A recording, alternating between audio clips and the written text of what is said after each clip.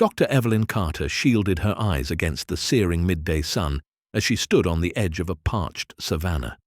The air shimmered with heat, carrying the distant cries of birds and the subtle rustle of wind through dry grass. At 42, Evelyn was one of the most renowned wildlife veterinarians in East Africa. Yet moments like this always gave her pause. The land, so vast and ancient, seemed to hold secrets deeper than any human could fathom. Today was supposed to be a routine survey of the wildlife corridors, a joint effort between conservationists and local communities to ensure safe passage for migrating herds. Evelyn loved these outings, even if they were grueling. The data collected was vital in preserving the fragile balance between humans and the animals they shared the land with. But as she checked her GPS coordinates, something unusual caught her attention. A low, haunting sound that sent a chill down her spine. It wasn't the wind or the distant rumble of thunder. This was deliberate, rhythmic, almost like a call. Evelyn paused, her instincts sharpened by years in the field. It sounded like an elephant, but different, less like a trumpet and more like a groan, heavy with emotion. "Evelyn, do you hear that?" came the voice of her assistant Daniel over the radio. "I do," she replied, her voice tinged with concern. "It's close. Let's check it out."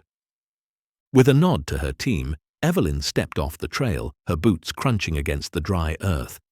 As the sound grew louder, she felt an inexplicable sense of urgency, as though the land itself were urging her forward. Whatever lay ahead was no ordinary encounter. It was a call for help, and Evelyn knew she had to answer. Chapter 1. The Call in the Wild. Evelyn Carter tightened her grip on her medical bag as she followed the mournful sound through the underbrush. The thick acacia trees cast fragmented shadows on the dry earth, their gnarled branches reaching like skeletal fingers toward the cloudless sky. Her team trailed behind her, Daniel carrying a portable ultrasound device, and the rest armed with tranquilizer darts and medical kits. Evelyn hoped they wouldn't need them. The groaning grew louder as they approached a shallow ravine bordered by thorny shrubs. Evelyn signaled her team to halt, her pulse quickening. Slowly she crept forward and peered over the edge. What she saw made her breath catch. An adult elephant lay sprawled on its side at the bottom of the ravine, its massive body heaving with labored breaths. The creature's grey hide was streaked with dust and sweat, and its trunk, normally so fluid and precise, was limp against the ground. "Oh no," Evelyn whispered, her heart sinking. The elephant's ears flapped weakly, its cries now softer but still filled with pain. Evelyn's trained eyes scanned the scene, searching for the source of the distress. That's when she noticed the blood, a dark trail smeared along the elephant's left foreleg. "Looks like she fell," Daniel said, crouching beside her, "probably running from something." "Poachers?" Evelyn asked, her voice taut. "Possibly," Daniel replied. Evelyn's jaw tightened. Poaching was a constant threat in these parts, and the thought of such a majestic creature fleeing in terror enraged her. But anger wouldn't help the elephant now. She turned to her team. "We need to get down there, assess her injuries, and stabilize her. Daniel, prepare the tranquilizer. Keep it light. We just need her calm enough to let us work." As they descended into the ravine, Evelyn spoke softly to the elephant. "It's okay, girl. We're here to help you." The elephant's dark, intelligent eyes flicked toward Evelyn, and for a moment she swore she saw recognition, a flicker of trust. Daniel administered the tranquilizer while Evelyn and the team set to work. The injury on the elephant's leg was worse than she'd feared. A jagged cut ran along the length of her foreleg, deep enough to expose muscle. "She's lucky it didn't sever an artery," Evelyn said, her voice grim. "But it's bad. This wound needs cleaning, stitching, and antibiotics, and we'll need to rehydrate her." As her team worked efficiently, Evelyn kept an eye on the elephant's breathing, her fingers resting lightly on the rough texture of its trunk.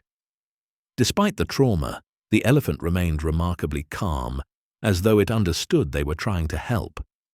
Hours passed as they cleaned the wound, stitched it carefully, and set up a saline drip. By the time they finished, the sun was dipping below the horizon, painting the savannah in hues of gold and purple. As Evelyn stood back to admire their work, the elephant let out a low, rumbling sound. It wasn't a cry this time, but something softer, almost like a purr. Evelyn smiled, her exhaustion momentarily forgotten. "You're going to be okay," she murmured. But even as relief washed over her, she couldn't shake the feeling that this was only the beginning. The night settled over the savannah, bringing a cool breeze that was a welcome relief from the day's heat. Evelyn and her team had set up a temporary camp near the ravine, unwilling to leave the injured elephant until they were certain she was stable. The elephant, whom Evelyn had begun calling Maru, meaning grace in Swahili, had drifted into a fitful sleep after the procedure, her massive body rising and falling with deep breaths. Evelyn sat by the fire, reviewing her notes under the flickering light. Maru's injury was serious, but with proper care, Evelyn was confident she would recover. Yet something about the situation gnawed at her. Elephants didn't just stumble into ravines. They were intelligent and careful, with an almost uncanny ability to navigate the land. So what had driven Maru to such desperation? Daniel dropped onto the log beside her, a steaming cup of tea in his hands. "She's holding up well," he said, nodding toward the ravine. Evelyn glanced toward the silhouette of the sleeping elephant. "She's tough, but I can't shake the feeling that something scared her into that ravine. Poachers, maybe? Or a predator?" Evelyn shook her head. "If it were poachers, we'd have found snares or tracks. And predators don't usually target full-grown elephants. No, this feels different." As if in response to her unease, a distant rumble carried through the air. It was low and haunting, the kind of sound that made the hairs on the back of Evelyn's neck stand on end. "Did you hear that?" she asked, setting her notebook aside. Daniel frowned, tilting his head. "Yeah, it sounded like an elephant," Evelyn finished. She rose quickly, grabbing her flashlight. "Stay here and keep an eye on Maru. I'm going to check it out." Daniel started to protest, but Evelyn was already moving toward the sound, her boots crunching softly on the dry grass. The savannah at night was a world unto itself, alive with the rustle of nocturnal creatures and the occasional hoot of an owl. Evelyn's flashlight beam danced across the landscape as she followed the sound. It wasn't long before she found the source. In a clearing just beyond a cluster of acacia trees stood another elephant. This one was smaller than Maru but still massive, with tusks that gleamed faintly in the moonlight. The elephant swayed nervously, emitting low rumbles that vibrated in Evelyn's chest. "Hey there," she said softly, keeping her movements slow and deliberate. The elephant didn't back away, but instead took a hesitant step forward, its trunk extended. Evelyn noticed it was limping slightly, favoring its rear leg. "What happened to you?" she murmured, her voice tinged with concern. As she inched closer, the elephant let out a short, urgent rumble, then turned and began walking away, pausing only to look back at her. It was clear. It wanted her to follow. Evelyn hesitated. Was this a trap? Could poachers be using the elephant to lure her away from the camp? But something in the elephant's behavior felt genuine, almost desperate, much like Maru's cries earlier. Taking a deep breath, she radioed Daniel. "I found another elephant, injured. I think it's trying to lead me somewhere. Stay with Maru. I'll check this out and call for backup if I need it." "Be careful," Daniel's voice crackled through the radio. Evelyn followed the elephant through the darkness, her heart pounding with a mix of apprehension and curiosity. The animal moved steadily, despite its limp, occasionally looking back to ensure she was still following. The journey felt like it stretched on forever, the savannah around them cloaked in shadows.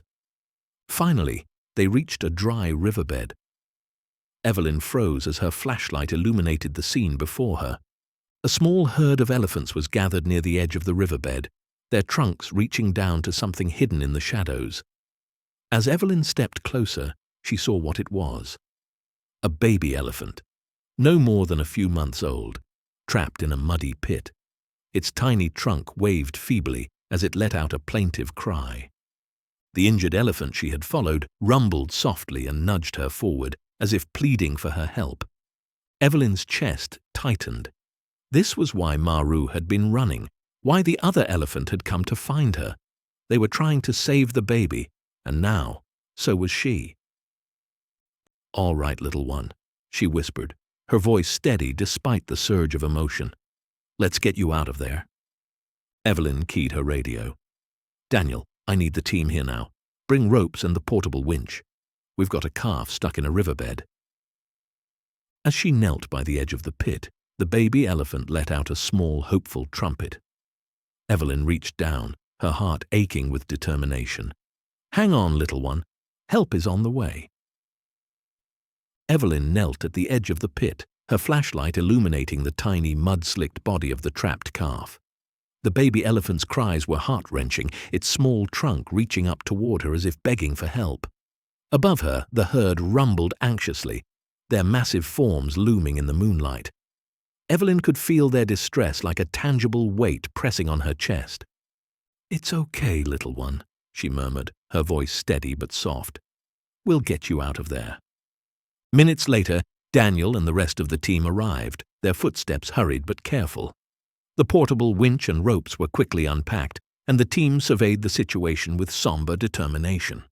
"What's the plan?" Daniel asked, his gaze shifting between Evelyn and the trapped calf. "We'll need to stabilize the calf and then pull it out carefully," Evelyn said, already assessing the depth of the pit and the angle of the incline. "But we need to work quickly. The herd is stressed, and we don't want to escalate the situation." Daniel nodded, gathering the team to position the ropes. Evelyn climbed down into the pit, her boots sinking into the mud as she approached the calf. The baby's eyes widened in alarm, and it let out a frightened squeal, flailing its legs. "Shh, it's okay," Evelyn cooed, reaching out to touch its trunk gently. "I'm here to help you." The calf hesitated, its tiny body trembling, but Evelyn's calm demeanor seemed to soothe it. Slowly she wrapped a rope around its torso, ensuring it wouldn't slip or cause further harm. "Ready up there?" she called out. Daniel's voice echoed back. "Ready when you are." Evelyn signaled, and the team began to haul the calf upward with the winch. The baby elephant squealed again as it was lifted, its little legs kicking instinctively. Evelyn stayed beside it, guiding the movement and keeping it calm. The process was painstaking, every inch gained requiring coordinated effort. Sweat dripped down Evelyn's face despite the cool night air, but she refused to slow down. The herd watched intently, their deep rumbles a mixture of worry and encouragement. Finally, with one last pull, the calf was hoisted free of the pit. The team carefully lowered it onto solid ground, where it immediately tried to stand. Its legs wobbled like reeds in the wind, but it managed to stay upright.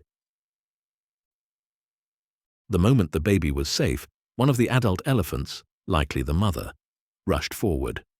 Evelyn stepped back as the mother nuzzled the calf with her trunk, rumbling softly. The reunion was a breathtaking display of love and relief. Evelyn's chest tightened as she watched the calf lean into its mother's embrace. The rest of the herd gathered around, forming a protective circle as if to shield the baby from the world. "We did it," Daniel said, his voice tinged with awe. Evelyn nodded, but her attention remained on the herd. Something about their behavior struck her as extraordinary.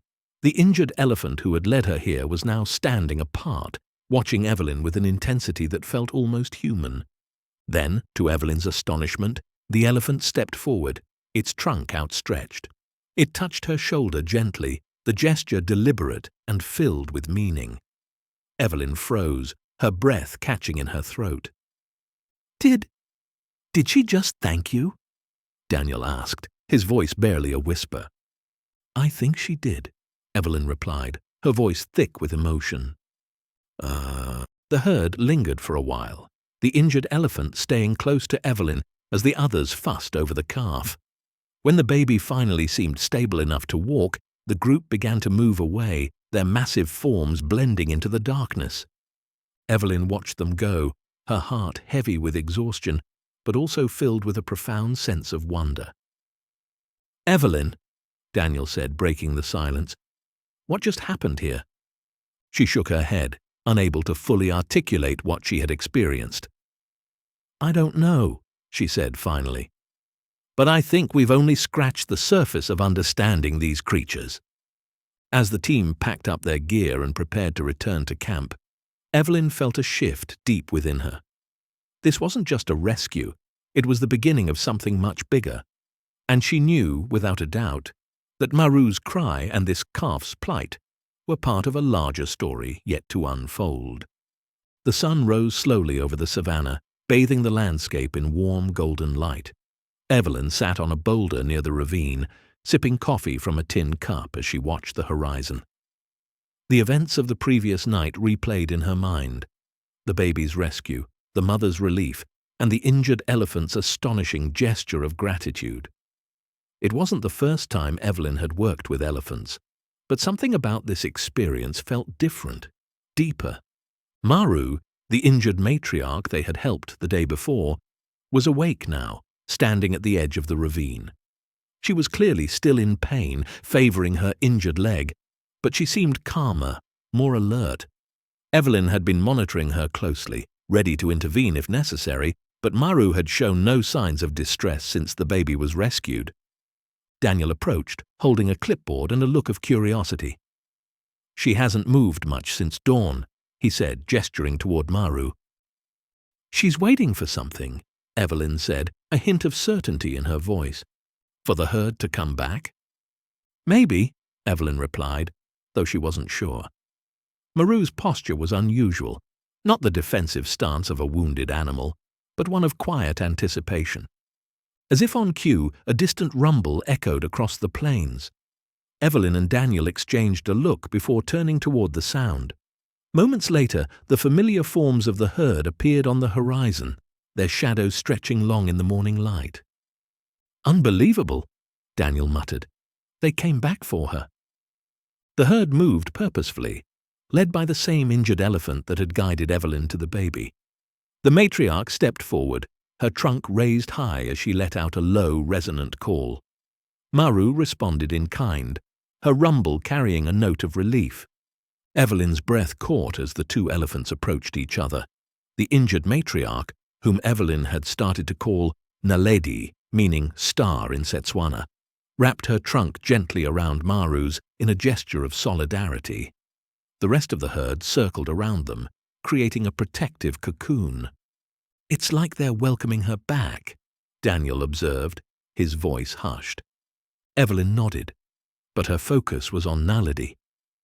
The elephant's movements were deliberate, her gaze often flicking toward Evelyn as if acknowledging her presence. After a few moments, Naledi broke away from the herd and approached Evelyn. Her massive frame towered over the human, but her movements were slow, almost reverent. Evelyn remained still, her pulse quickening as the elephant lowered her trunk, brushing it softly against Evelyn's outstretched hand. "She remembers," Evelyn whispered, her voice tinged with awe. Naledi let out a low rumble, the sound resonating through Evelyn's chest. It was a feeling unlike anything she had ever experienced, a connection that transcended words, species, and logic. "What is she saying?" Daniel asked, his voice barely above a whisper. "I don't know," Evelyn admitted, "but I think she's trying to tell us something." Naledi lingered for a moment longer before retreating to the herd.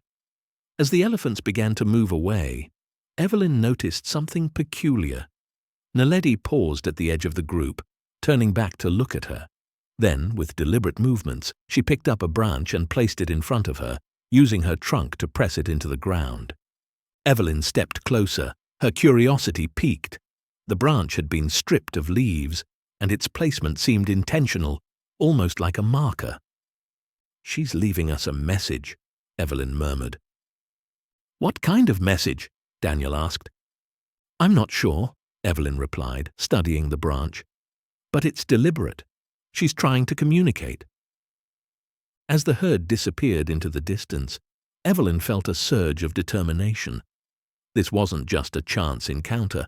These elephants were reaching out, bridging a gap that had existed for millennia between humans and animals. Evelyn turned to Daniel, her eyes alight with purpose. We need to follow up on this. Study their behaviors, their communication. There's something happening here, something we've never seen before.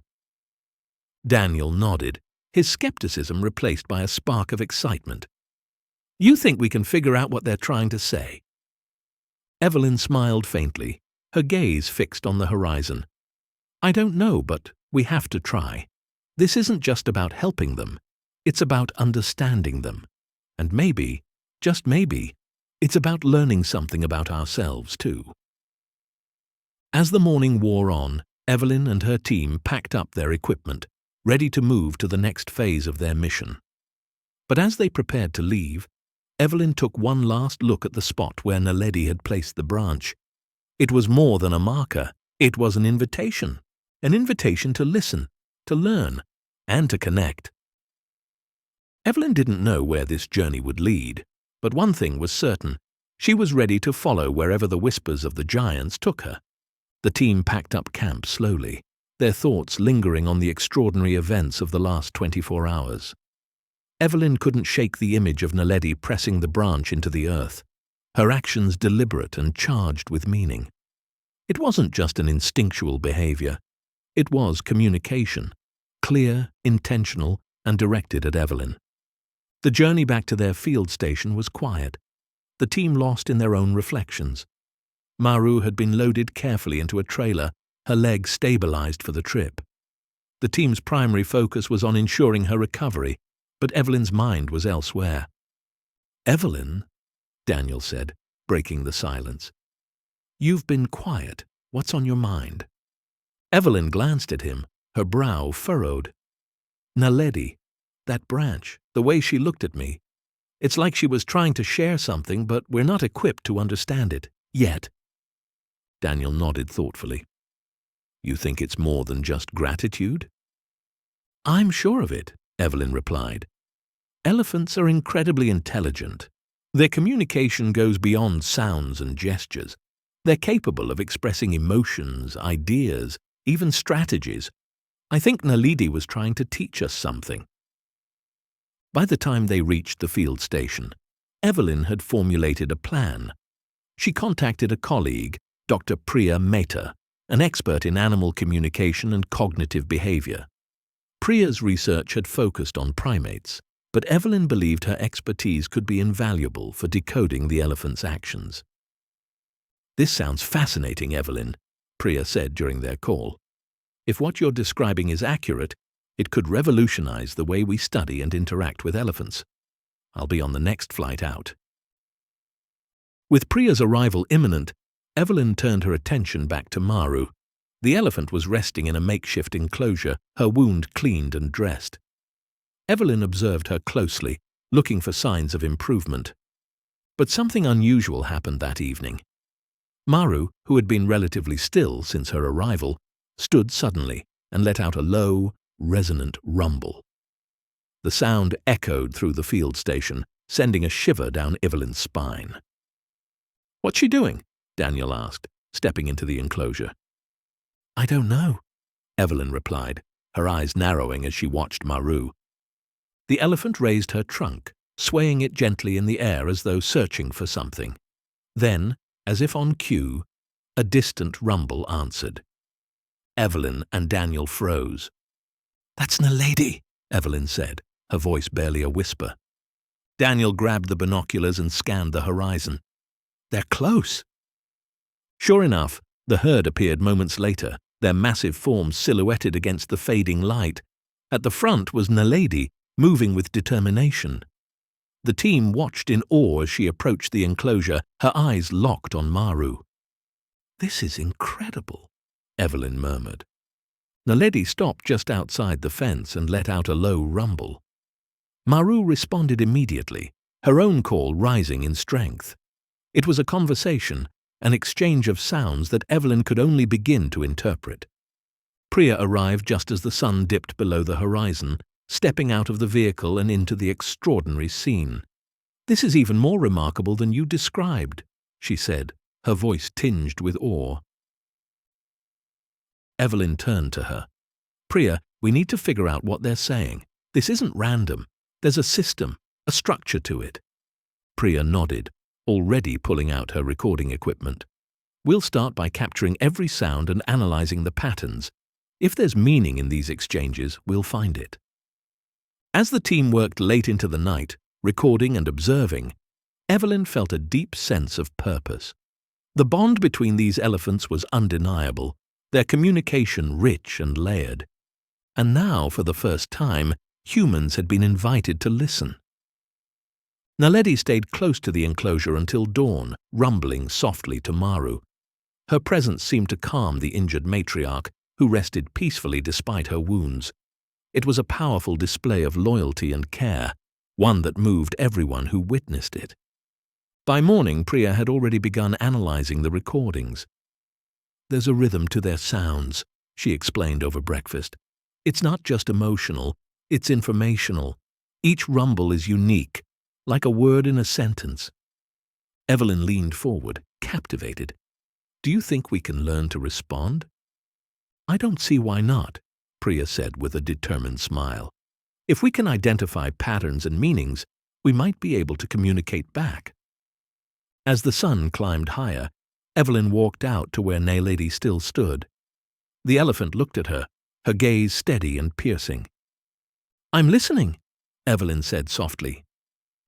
Naledi rumbled in response, a sound that resonated deep within Evelyn's chest. It was a beginning, one that promised discoveries far beyond anything she had imagined. The field station buzzed with activity as Evelyn, Priya, and the team focused on analyzing the elephant recordings. The sounds Naledi and Maru exchanged were unlike anything Priya had encountered before. Each rumble carried distinct tonal variations, subtle pauses and rhythm, as if the elephants were speaking a language of their own. Priya hunched over her laptop, wearing noise-cancelling headphones as she replayed the recordings. "Evelyn, come listen to this," she said, motioning her over. Evelyn leaned in, placing a headset over her ears. Priya pointed to a series of audio waves on the screen. "This sequence repeats every 3 or 4 exchanges between Naledi and Maru. It's consistent, almost like a question-and-answer pattern." Evelyn's eyes widened. "Do you think they're asking each other something?" Priya shrugged, a smile tugging at her lips. "It's possible. They might be checking in, like, 'Are you okay?' or 'What's next?' We see similar patterns in primate communication, though this is far more sophisticated." The conversation was interrupted by a soft rumble from outside. Evelyn turned toward the enclosure, where Naledi stood, still keeping watch over Maru. The injured matriarch had shown remarkable progress, her wound healing steadily. "Let's test something," Priya said suddenly, grabbing a portable speaker. "If they're communicating systematically, maybe we can join the conversation." Evelyn hesitated. "Do you think it's safe? What if we misinterpret something and offend them?" Priya grinned. "That's the beauty of this. Elephants are intelligent and forgiving. If we mimic one of their neutral sounds, it might spark curiosity rather than hostility." With careful precision, Priya isolated one of Naledi's softer rumbles and fed it into the speaker. She adjusted the playback volume to match the elephant's natural sound and hit play. The low, resonant rumble filled the air, causing Naledi to pause. Her large ears flapped, and she turned her massive head toward the station. "She heard it," Evelyn whispered, her pulse quickening. Naledi responded with a soft rumble of her own, her trunk swaying in the air. It wasn't a sound of aggression or alarm, but something gentler, an acknowledgement. Priya beamed. "She's responding. Let's try another." The team experimented for hours, playing recorded sounds and observing Naledi's reactions. Over time, they noticed patterns emerging. When they replayed certain rumbles, Naledi would step closer to the enclosure or tilt her head as if listening intently. "Evelyn," Priya said, her voice tinged with excitement. "We're on to something. These aren't just random responses. She's engaging with us." Evelyn couldn't hide her amazement. If we can build a rudimentary understanding of their language, imagine what this could mean for conservation, for coexistence, for everything. As the sun dipped below the horizon, casting long shadows across the savannah, Evelyn approached the enclosure where Naledi and Maru rested. She stood a few feet away, her heart pounding as she decided to try something new. Taking a deep breath, Evelyn mimicked one of Naledi's softer rumbles, a sound the elephant had used earlier in the day. The moment the sound left her throat, Naledi lifted her trunk, her gaze locking onto Evelyn. The elephant rumbled back, her response deeper and more drawn out, but unmistakably directed at Evelyn. Priya, standing nearby, clutched her notebook. "She's talking to you," she whispered. Evelyn's chest tightened with emotion. For years she had devoted her life to understanding these magnificent creatures, but this was different. This wasn't observation or hypothesis. It was connection. Naledi stepped closer, her eyes reflecting the firelight from the camp. She extended her trunk toward Evelyn, who instinctively held out her hand. The moment Naledi's trunk brushed against her palm, Evelyn felt a profound sense of trust pass between them. "She's inviting us in," Evelyn murmured. As Naledi rumbled softly, Evelyn realized this was more than a scientific breakthrough. It was a bridge, one that could reshape the way humans and elephants interacted. "We're just beginning to understand," Priya said, her voice reverent. "But this is historic. They want to communicate with us as much as we want to understand them." Evelyn nodded, her resolve hardening. "Then we'll learn. We'll listen. And we'll make sure their voices are heard." That night, as the team reviewed their findings, the weight of what they had witnessed began to settle in. They weren't just studying elephants anymore. They were building a dialogue, a chance to unlock the wisdom of a species that had roamed the earth for millennia. And Evelyn knew, deep in her heart, that this was only the beginning of a journey that would change everything. The following morning, the team gathered under the shade of a baobab tree, their faces alight with a mix of excitement and disbelief. Priya's analysis had revealed more patterns overnight, distinct tonal differences in Naledi's rumbles that seemed to correspond to specific actions or emotions. Evelyn paced as Priya laid out her findings. "We've identified at least 5 unique sounds," Priya explained, pointing to a chart of waveforms on her laptop. "One is clearly a distress call. Another seems to signify reassurance. And this one," she highlighted a sharper rhythmic rumble, "might indicate urgency, possibly a call to action." "Could these sounds apply to us?" Daniel asked. "I mean, can we use them to communicate back?" Priya hesitated. "It's possible, but we're still guessing. If we misuse a sound, we could confuse or upset them. We need to proceed carefully." Evelyn nodded. "Agreed. For now, let's focus on listening. Naledi's already shown extraordinary patience with us. Let's not push too far too fast." Later that day, Evelyn decided to observe Naledi and the herd from a distance.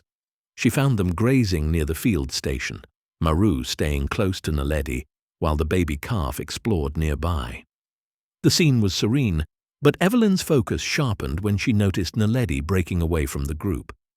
Evelyn followed at a respectful distance, keeping low and quiet. Naledi moved purposefully, her trunk brushing the ground as if searching for something. After several minutes, she stopped and began to dig with her tusks and trunk, kicking up dust and revealing a small patch of exposed earth. "What is she doing?" Evelyn murmured to herself. Naledi turned her head, her gaze locking onto Evelyn's. Then, with deliberate care, she placed a piece of bark she had been carrying into the hole and covered it with dirt. Evelyn's heart raced. This wasn't random behavior. It was purposeful, methodical. "What are you trying to show me?" Evelyn whispered. As if in response, Naledi let out a soft rumble, then moved back toward the herd. Evelyn crouched by the freshly covered patch, her fingers brushing the dirt.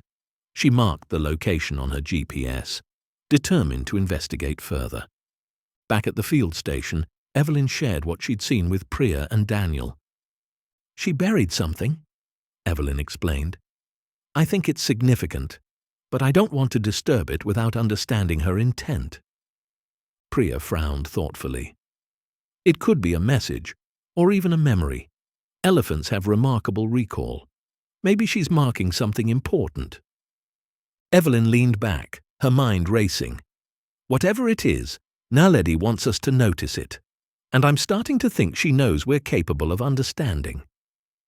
That night, as the stars blanketed the savannah, Evelyn stared out into the darkness, her thoughts consumed by the questions Naledi's actions had raised. What truths lay buried beneath the earth, waiting to be uncovered? And what else might these gentle giants be trying to tell the world? Evelyn returned to the marked site early the next morning, accompanied by Priya and Daniel. The air was crisp, the savannah unusually quiet, as if the world itself was holding its breath. Naledi was grazing nearby, her calm demeanor masking a sense of watchfulness. Evelyn knelt by the patch of disturbed earth where Naledi had buried the bark the day before. "We need to be careful," she said, glancing at the others. "I don't want her to think we're being intrusive." Priya nodded.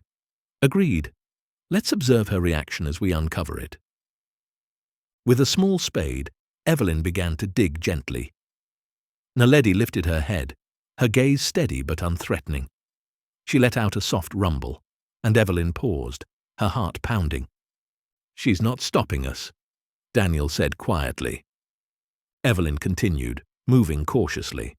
The bark Naledi had buried came into view, but underneath it was something unexpected. A smooth, rounded stone. Its surface was worn, streaked with markings that looked deliberate. Priya leaned in, her brow furrowed. "Those aren't natural. They're etched." Evelyn brushed the dirt off the stone, revealing a series of parallel grooves and curves. It wasn't random. It looked like a symbol. "This isn't just a burial," Evelyn whispered. "It's a marker." Naledi rumbled again, stepping closer. The team instinctively froze, but the elephant made no aggressive moves. Instead, she extended her trunk and gently touched the stone. "She wanted us to find this," Priya said, her voice filled with awe. Evelyn cradled the stone in her hands, her mind racing. If this was a message, what was it trying to convey? And more importantly, how many other stories lay hidden beneath the surface, waiting for someone to listen? Evelyn held the stone carefully, its weight heavier with the realization of its significance. The grooves carved into its surface weren't random. They had purpose, intention. Naledi's calm but watchful gaze only deepened the mystery. "What do you think it means?" Daniel asked, his voice hushed as if the stone itself demanded reverence. Evelyn shook her head. "I don't know, but it's deliberate. Elephants have been known to revisit graves to mark important places. This could be a piece of their history, something they've been protecting." Priya crouched beside Evelyn, running her fingers over the grooves. "If this is symbolic, it's a form of communication we've never seen before. It's not just sounds or gestures, it's a physical language."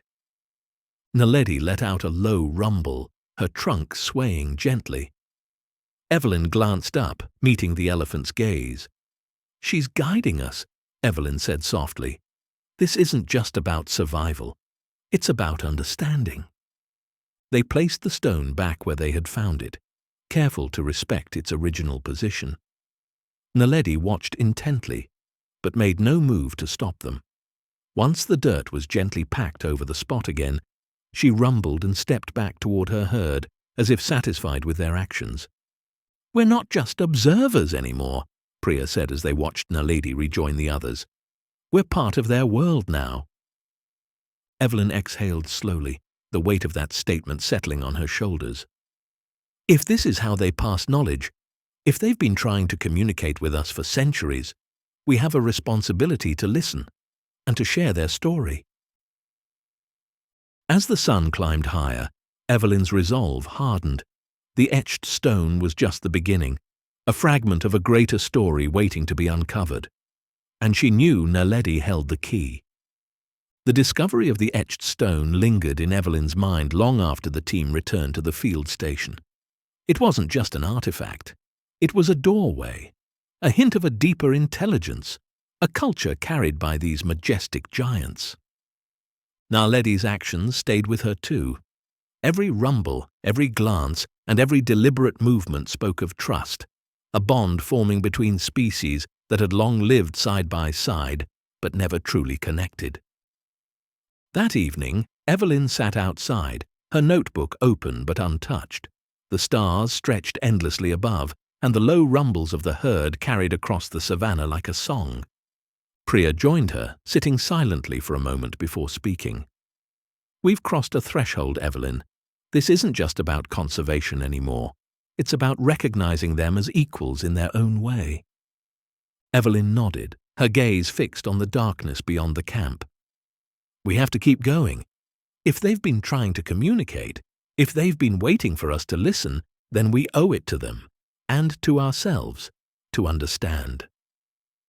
As Naledi's silhouette moved against the horizon, Evelyn felt a quiet determination take root. The first step had been taken, and the journey to understanding had only just begun.